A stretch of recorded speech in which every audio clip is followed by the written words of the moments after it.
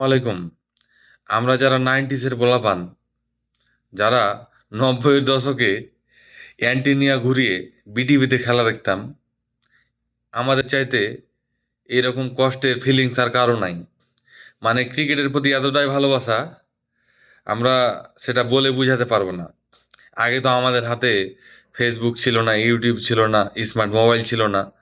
আমরা ক্রিকেট খেলা হলে গাপটি মেরে বসে ক্রিকেট খেলা দেখতাম। আর ফাঁকা থাকলে মাঠে গিয়ে নিজেরা ক্রিকেট খেলতাম।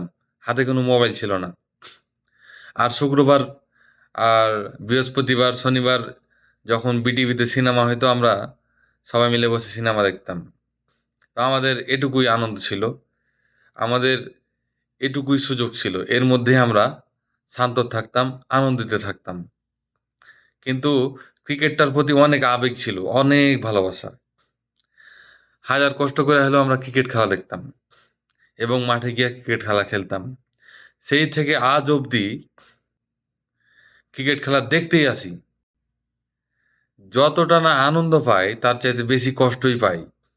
দেখুন, জীবনে একবার প্রেম করে একবার ছ্যাঁকা খাইছি, কিন্তু ক্রিকেটের প্রেমে পড়ে বারবার ছ্যাঁকা খাই। যখনই খেলা দেখতে বসি তখনই ছ্যাঁকা খাই। ছ্যাঁকা নিশ্চিত, মানে ছ্যাঁকা আপনি খাবেনই। বাংলাদেশের খেলা দেখে দেখে কষ্ট পাইয়া চুল দাড়িও পাকাই লইছি, কি বুঝলেন? আরো কত কষ্ট পাইতে হবে আমার মানে ধারণা নাই। কখন যে আমাদের বাংলাদেশের সাধারণ মানুষের স্বপ্ন পূরণ হবে, আমাদের দেশের ক্রিকেটাররা একটা ট্রফি এনে দিবে আমাদের, সেই আশাতে মানে ছোট থেকে বড় হইলাম, বড় থেকে বিয়া করলাম, বিয়া করে বাচ্চার বাপ হইলাম। জানি না মানে নাতি নাতনির দাদা নানা হওয়ার পরেও দেখতে পাবো কিনা। হয়তো আমাদের জীবনটাই শেষ হয়ে যাবো, আমরা একটা ট্রফি দেখতে পাবো না বাংলাদেশ ক্রিকেট দলের হাতে।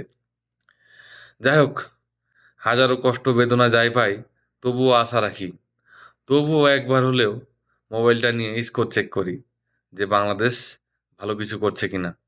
প্রবাসে আমরা এত কষ্ট করি, তারপরেও বাংলাদেশের ক্রিকেট খেলাটা ছাড়তে পারি না, আমরা সেই নেশা থেকে বের হতে পারি না।